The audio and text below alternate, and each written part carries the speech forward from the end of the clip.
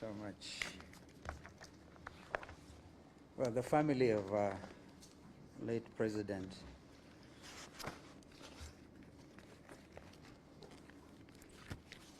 when I see Sister Judy, I see Kibaki. I know the rest of you can David are here because it got to a stage where Judy was quite a presence. Well, I want to thank the panelists for some very exemplary remarks about President Mwai Kibaki. And I also want to thank the organizing committee. I will be short on protocol because I may be mentioning Ambassador Muthara in my remarks. I thought I should place this on record. And the reason is I didn't have the time because of, if you remember when we laid President Mwai Kibaki to rest, it was quite an occasion. And I didn't have the opportunity to say one or two things. Ambassador Muthara eloquently actually represented all of us then. Therefore, if you allow me, I want to read my short remarks. April 22nd is a date embedded in my mind and thoughts since the death of our beloved third President of the Republic of Kenya, His Excellency Mwai Emilio Kibaki.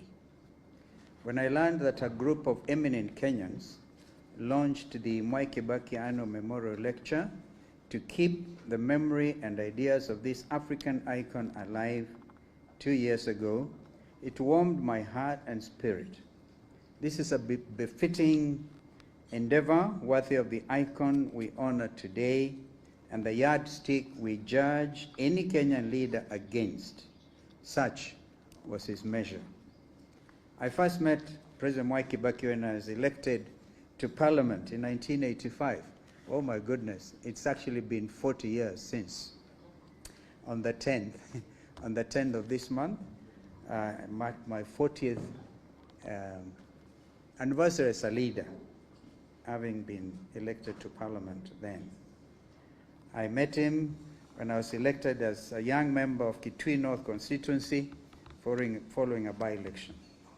I was young, and he was the Vice President of the Republic of Kenya, as well as Minister for Home Affairs.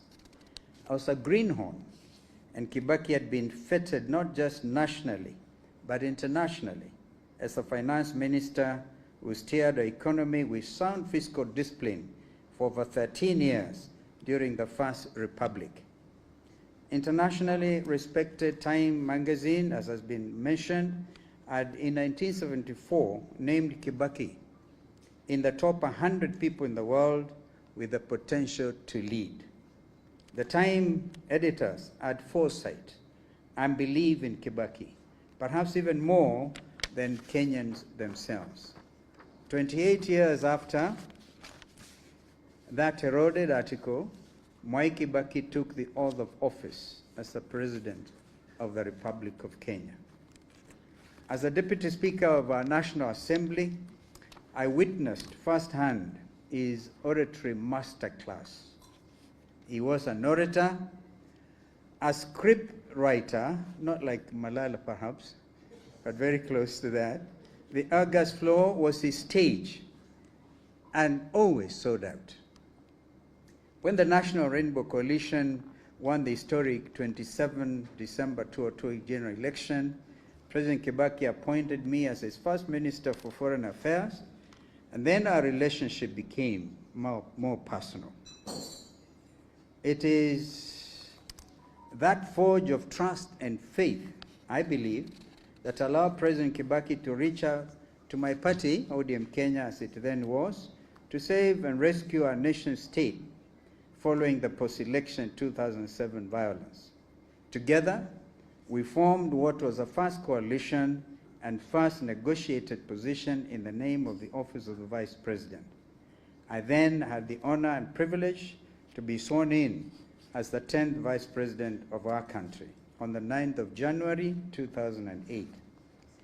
President Kibaki made everyone feel at home. He would get our nation laughing. Don't you all remember? Even when I was faced with difficult moments, he would actually say to enjoy. And when things became a little tougher, as an elder statesman, he would call you harsher things.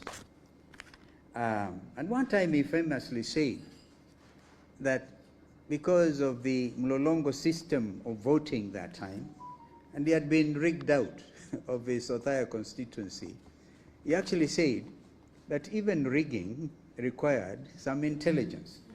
That was Kibaki. President Kibaki would even other times say very hard things, and you got away with it. President Kibaki listened and empowered his lieutenants. He was not a micromanager. He reduced taxation across the board and did away with unnecessary and prohibitive laws. President Kibaki's leadership led to the unprecedented 7% growth of our economy, as we've had, from 0.6%. Our infrastructural growth was self-evident, as was a commitment to economic recovery strategy and vision 2030, as we've just heard from men who worked very closely with him in that regard. President Kibaki was an iconic father figure, a selfless, beloved, and brilliant leader, and his legacy will live on through countless generations. It was my greatest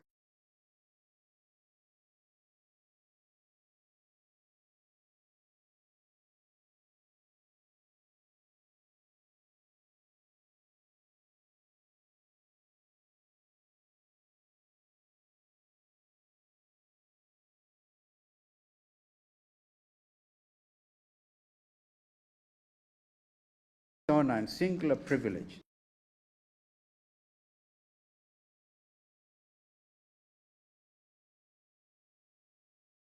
remarkably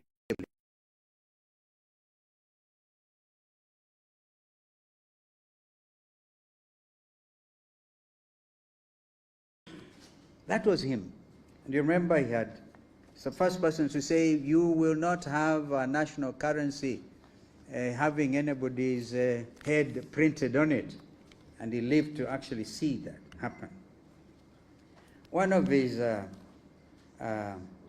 least eroded qualities was his ability to restore our constitutional ambition, and we have heard from Professor Kivutha Kibwana, was his advisor in that space, come out very clearly on the steps that were undertaken. Less than 5 years from the costly defeat by the people of the Wako constitutional draft at the November 2005 referendum, President Kibaki promulgated the 2010 Constitution of Kenya on the 27th August 2010. Actually, after that referendum, I found myself missing from the newly constituted cabinet. I was not the only one. Raila Odinga was also missing. That was Kibaki, and he never followed you up with nasty utterances.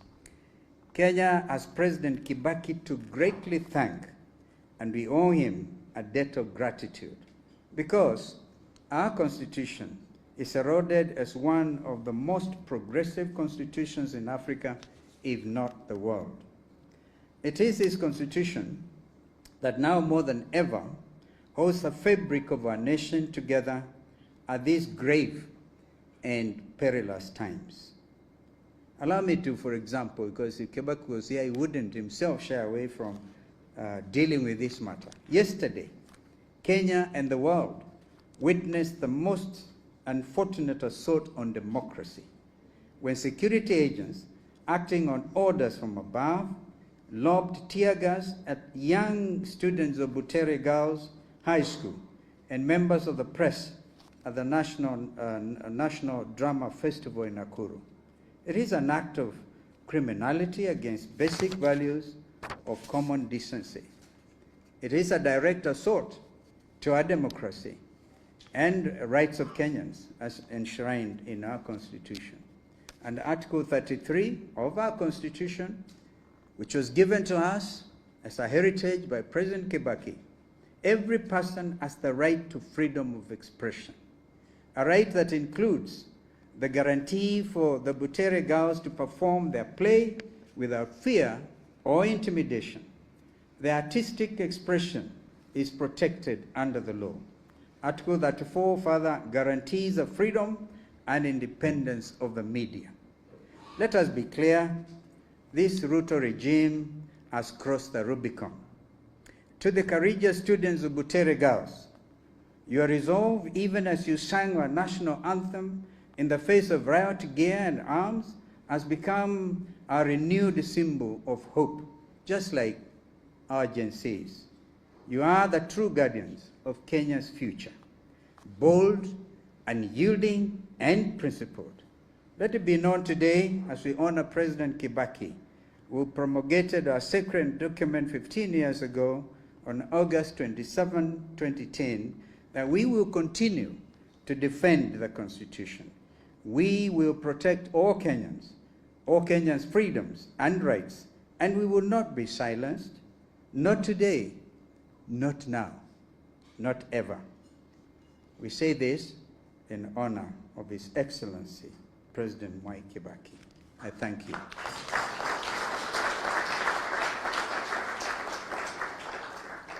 Thank you very much, Your Excellency. I think you clap for him again. Thank you so much.